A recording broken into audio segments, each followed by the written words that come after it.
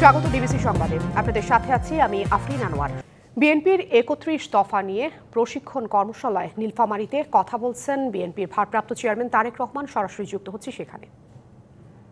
পরিমাণ কত, জমির দাগটা কোথায়, কি আছে, সবকিছু থাকবে। অনেক ক্ষেত্রেই দেখা যায় যে অনেক জমির মালিক আছে, তারা জমিটা ব্যবহার করে না, তারা ওটা বর্গা দিয়ে দেয় বা ইয়েতে দিয়ে দেয়, অন্য কেউ ব্যবহার করছে। তো এই জিনিসগুলোকে আমাদেরকে একটু ঠিক করে নিতে হবে। কারণ আপনি যখন কোনো সুবিধা দিবেন তখন দেখা যাচ্ছে যে যে জমির মালিক সে সুবিধাটা নিচ্ছে, কিন্তু সে তো কৃষিকাজ করছে না। কাজে আমরা এক্স্যাক্টলি যে কাজটা করছে তার কাছে পৌঁছতে চাই। 100% পারবো কিনা জানি না, চেষ্টা থাকবে আমাদের। তো এখন ওই কৃষি কার্ড, যেটা ফার্মার্স কার্ড আমরা দিব, সেটা মহিলা হোক পুরুষ হোক, প্রকৃত জমির মালিকটাকে ওর মধ্যে থেকে আমরা বের করে আনার চেষ্টা করব, এবং তার জমিটা কোথায়, কি সে বছরে কোন কোন ফসল করে, কোন সিজনে কি ফসল করে, এই পুরা জিনিসগুলোকে আমরা এক জায়গায় নিয়ে আসতে চাইছি। এটা সম্ভব, একটু কঠিন, কিন্তু করা সম্ভব।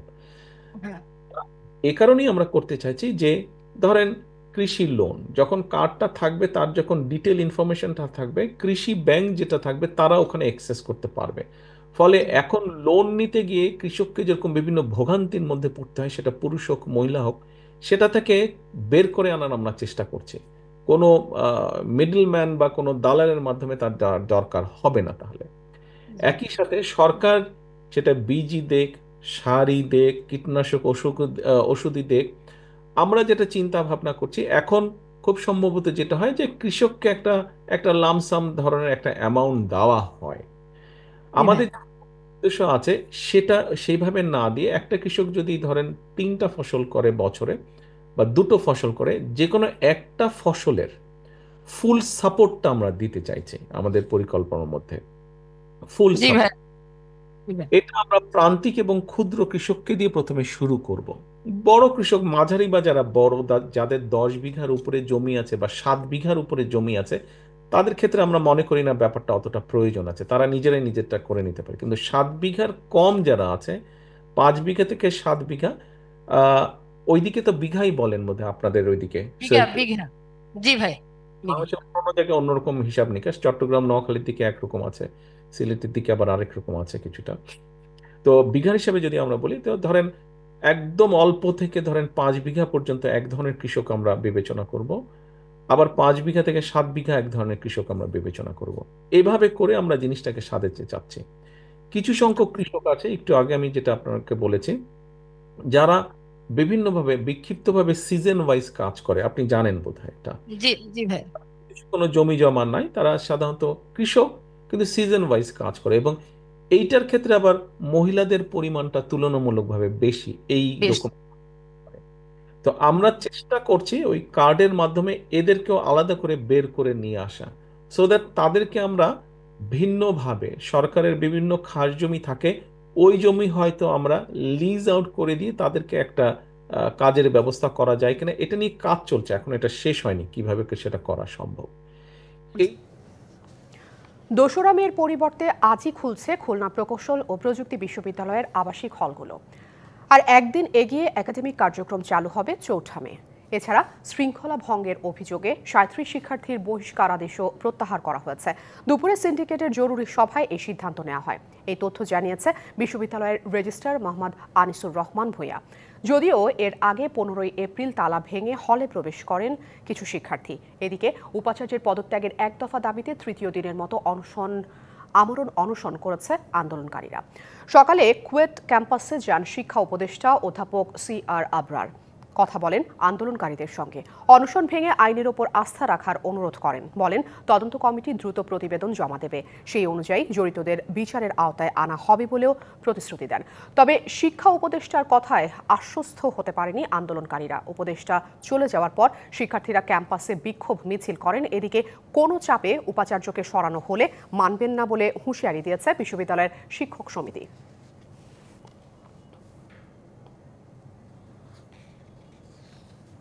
সিন্ডিকেট সভার সিদ্ধান্তে কুয়েটের ৩৭ শিক্ষার্থী বহিষ্কারাদেশ প্রত্যাহার করা হয়েছে। তবে ভিসির পদত্যাগের দাবিতে এখনও অনড় শিক্ষার্থীরা। বিস্তারিত জানাতে সহকর্মী আমিরুল ইসলাম খুলনা থেকে সরাসরি যুক্ত হচ্ছেন আমাদের সাথে। আমিরুল, কি বলছেন আন্দোলনকারী শিক্ষার্থীরা, সেই সাথে সিন্ডিকেট সভা থেকে আর কি কি জানা গেল?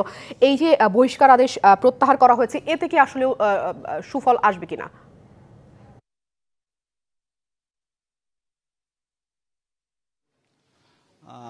যে বিষয়টি থাকছে যে প্রায় 50 ঘন্টার মতো অতিবাহিত হতে যাচ্ছে এবং আন্দোলন শিক্ষার্থী যারা ছিলেন তারা কিন্তু যে মেডিকেল ক্যাম্পে অবস্থান করছে, তাই যে সেবা কার্যক্রম চলছে, বিশেষ করে যারা অসুস্থ হয়ে পড়েছে তারা অবস্থান করছে।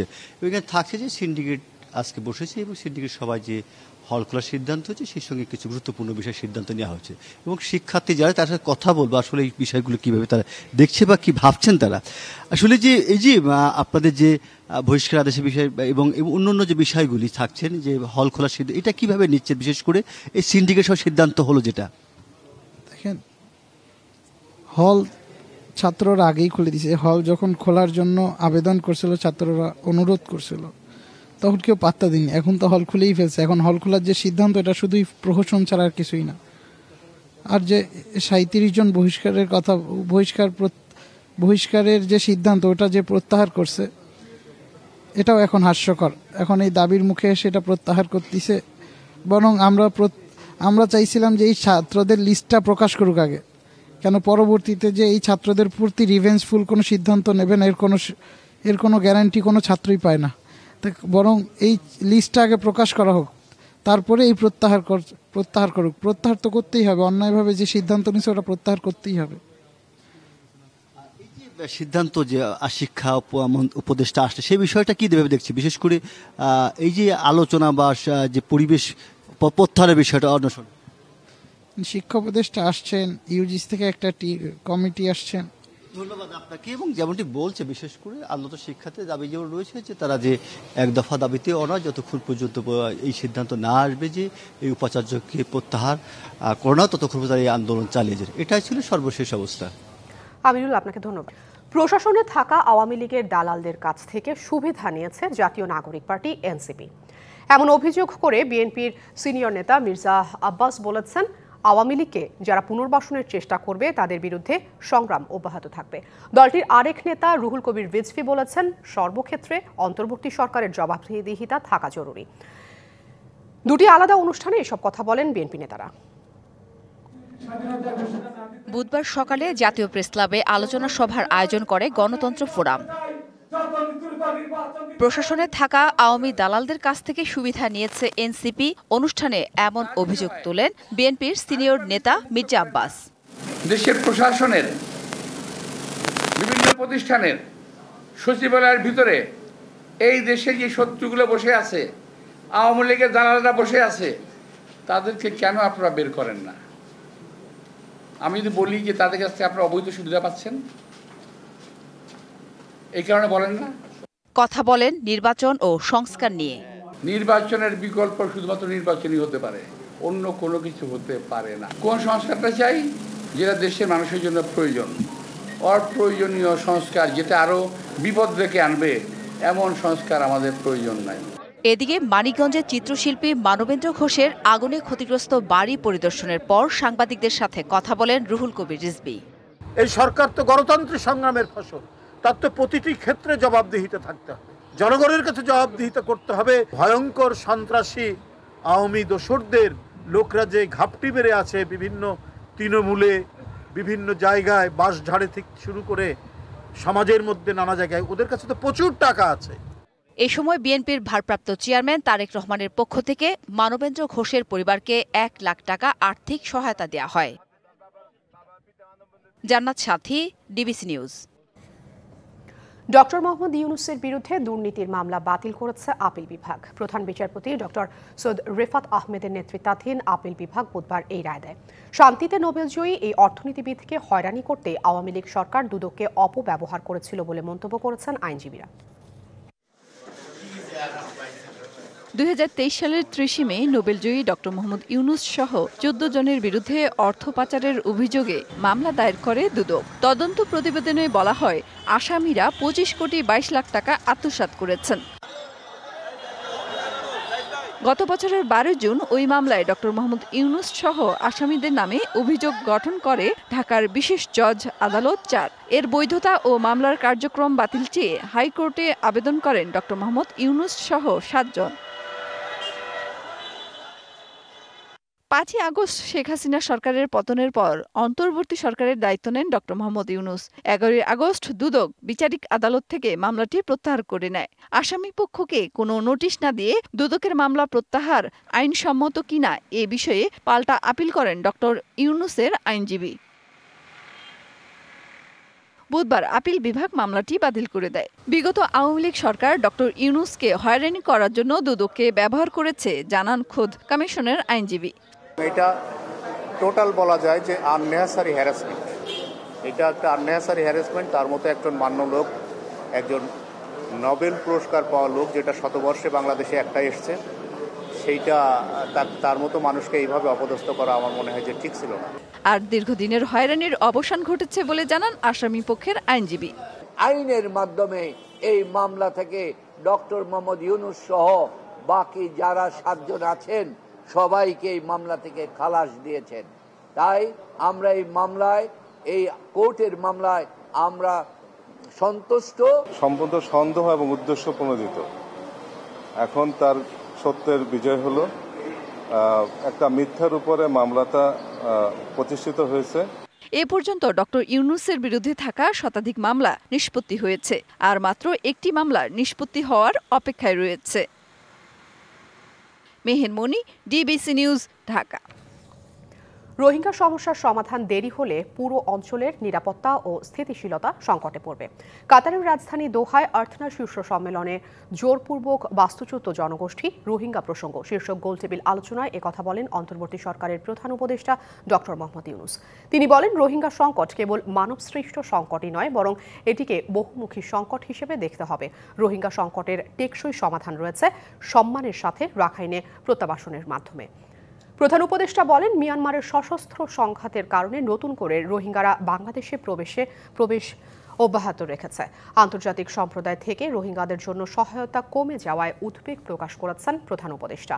প্রধান উপদেষ্টার কাতার সফর রোহিঙ্গা সংকটের বিষয়ে নতুন আলোর পথ দেখাবে, এমনটা জানিয়েছেন তার প্রেস সচিব। এটা একটা খুবই, আমি বলবো যে সফল একটা প্রোগ্রাম ছিল। এই ক্রাইসিসটা নিয়ে আবার কথাবার্তা, ইন্টারন্যাশনালি কথাবার্তা হচ্ছে, এবং এটার একটা বড় আমরা সাফল্য পেয়েছি বিমস্টেক মিটিংয়ে। মায়ানমার ফরেন মিনিস্টার কিন্তু জানিয়েছেন যে তারা 1,80,000 রোহিঙ্গার কে তারা ক্লিয়ারেন্স দিয়েছে তারা যে রোহিঙ্গা, এবং এতে ফলে আমরা আশা করছি যে এইটা একটা ধাপ, এটা অনেকগুলো ধাপের একটা ধাপ, যে এইটা আমাদের রিপ্যাট্রিয়েশনের দিকে এইটা আমাদেরকে হেল্প করবে। বৈশাখের দ্বিতীয় সপ্তাহে চুয়াডাঙ্গায় আজ মৌসুমের দ্বিতীয় সর্বোচ্চ তাপমাত্রা 39.5 ডিগ্রি সেলসিয়াস রেকর্ড করা হয়েছে। দুপুর 3টায় চুয়াডাঙ্গা আঞ্চলিক আবহাওয়া পর্যবেক্ষণাগারে এই তাপমাত্রা রেকর্ড করা হয়। এই সময় বাতাসের আর্দ্রতা ছিল 28%। আগামী 3 দিন এই তাপমাত্রা অব্যাহত থাকবে বলে জানিয়েছে আবহাওয়া অফিস। এছাড়া আগামী 27 থেকে 29 এপ্রিল রয়েছে বৃষ্টির সম্ভাবনা। সকাল থেকেই রোদের তীব্র প্রখরতায় প্রচণ্ড গরমে অতিষ্ঠ ছিল জনজীবন। তাপের সঙ্গে বাতাসে বয়ে যাচ্ছে আগুনের হলকা। সব থেকে বেশি কষ্টে শ্রমজীবী মানুষ।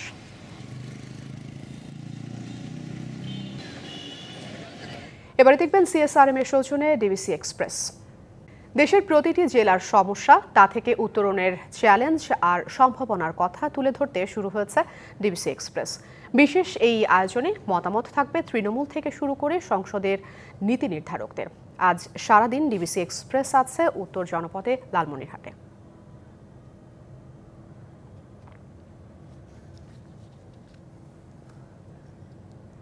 প্রতিটি জেলার সাধারণ মানুষের সমস্যার সমাধান এবং চ্যালেঞ্জ কিংবা তার সম্ভাবনা নিয়ে ডিবিসির বিশেষ আয়োজন ডিবিসি এক্সপ্রেস। আজ সারাদিন আছি বা ছিলাম এই লালমনিরহাট। এখানে প্রত্যন্ত অঞ্চলে চর থেকে শুরু করে বিভিন্ন বন্দর ঘুরে দেখেছি আমরা, বিভিন্ন সমস্যার কথা জানার বা তুলে ধরার চেষ্টা করেছি।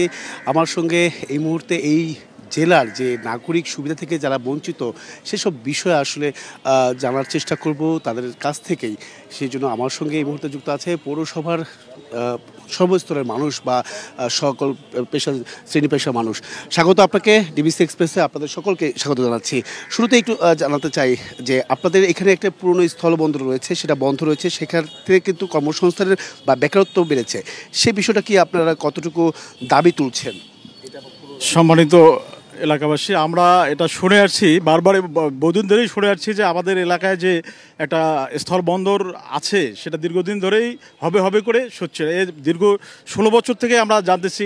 আমাদের এই অঞ্চলে কয়েকজন পূর্ণ মন্ত্রী ছিলেন, তারাও আশ্বাস দিয়ে গেছেন, কিন্তু এখন পর্যন্ত আমাদের এই অঞ্চলের এই কর্মসংস্থানটি স্থলবন্দরটি চালু করা সম্ভব হয়নি। আমরা আশা করতেছি এবং এই সরকারের কাছে আমরা দাবি করছি যে অচিরেই যেন এই স্থলবন্দরটি চালু হয় এবং এই অঞ্চলের সাধারণ মানুষ থেকে শুরু করে সর্বস্তর মানুষের ব্যবসা বাণিজ্য থেকে শুরু করে আমরা যেন এটা বেকারত্ব দূর হয় আর কি। ধন্যবাদ। আমি এই দিকে যাব, কয়েকজন আছেন তাদের সঙ্গে একটু জানার চেষ্টা করব যে আপনাদের একটি পুরনো বিমানবন্দর রয়েছে, সেই বিমানবন্দর নিয়ে আপনাদের কি এটার জন্য কি শিল্প কারখানা বৃদ্ধি হচ্ছে না কিংবা অর্থনৈতিকভাবে পিছিয়ে যাচ্ছে কিনা লালমনিরহাট? ধন্যবাদ ডিবিসি এক্সপ্রেসকে। লালমনিরহাট উত্তরাঞ্চলের একটি সীমান্ত ঘেঁষা জেলা, আমরা সবাই জানি, এবং একটি দরিদ্র প্রবণ এলাকা। লালমনিরহাটে এশিয়ার বৃহত্তম একটি বিমানবন্দর দীর্ঘদিন যাবৎ পড়ে রয়েছে সংস্কারের অভাবে। আমরা দীর্ঘদিন থেকে এই বিমানবন্দরটা চালুর বিষয়ে আমাদের লালমনিরহাটের জনপ্রিয় জননেতা অধ্যক্ষ আসাদুল হাবিব দুলু মহোদয়ের নেতৃত্বে একটা আন্দোলন গড়ে উঠেছিল এই বিমানবন্দরটা চালু করার জন্য। আমরা অনেক আশ্বাস পেয়েছি, আমরা শুনেছি যে এই বিমানবন্দরটা এটা চালু হলে কতটা বেকারত্ব কমবে কিনা কিংবা শিল্প নগরায়ণ হবে কিনা? বিমানবন্দর চালু হলে এই অবহেলিত লালমনিরহাটের বেকারত্ব কিছুটা হ্রাস পাবে, মানুষের মধ্যে প্রাণ চাঞ্চল্যের সৃষ্টি হবে এবং যাতায়াতের যে সুবিধাটা ব্যবসার ক্ষেত্রে প্রধানত যেটা জরুরি, দ্যাট ইজ ইম্পর্টেন্ট, সেটা হলো কমিউনিকেশন। অসংখ্য ধন্যবাদ। এর পরবর্তীতে আমি আপনার কাছে একটু জানতে চাই, সেটা হচ্ছে যে বেকারত্ব তো হলো, এই ক্ষেত্রে মাদকের একটা আঁকড়া রয়েছে বা একটা আইনশৃঙ্খলা পরিস্থিতি কেমন দেখছেন, বা এটা একটা গুরুত্বপূর্ণ সমস্যা আপনাদের এলাকায় যতটুকু আমি স্বাধীন ঘুরেছি যদি বল। আপনারা জানেন যে ইতিমধ্যেই আমরা দেখেছি যে এই ফ্যাসিস্ট সরকারের পতনের পর 5ই আগস্টের পর আমরা অনেক পুলিশ অফিসার বা কর্মকর্তাকে যারা দেখেছি তারা এখনও ওইভাবে আইন শৃঙ্খলার কাজে তারা এখনও উজ্জীবিত হতে পারেনি, কারণ যারা দোষী ব্যক্তি তারা অনেকেই মাদকের প্রবণতাটা নিয়ন্ত্রণ করেছে কিনা। মাদকের আসলে আমাদের লালমনিরহাট জেলাটা হলো 80% ভারতের সীমান্ত, ওপেন সীমান্ত দিয়ে আমাদের চলাচল করে। এখানে আসলে মাদকের একটি গ্রুপ আছে যারা এই অঞ্চলের শিক্ষা ব্যবস্থা এবং যুব সমাজকে ধ্বংস করার লক্ষ্যে এই ব্যবসা যে চালিয়ে যাচ্ছে, এটাকে যতটা পুলিশ প্রশাসন এখন নিয়ন্ত্রণে রেখেছে এখানে। অসংখ্য ধন্যবাদ। আমরাও আশা করছি যে আগামীতে আরও নিয়ন্ত্রণে নিয়ে আসবে এই মাদক কারবারি থেকে। তো সেক্ষেত্রে বলা যেতে পারে যে পরবর্তী সংবাদ রাত 9টায় থাকছে এই জেলার যে নাগরিক সমস্যা সমাধানের যে চ্যালেঞ্জ মোকাবেলা করছেন নীতি নির্ধারকরা, তারা কি বলছেন, তারা কি ভাবছেন, সেসব বিষয় তুলে ধরার চেষ্টা করব। সঙ্গে থাকুন ডিবিসি এক্সপ্রেসের।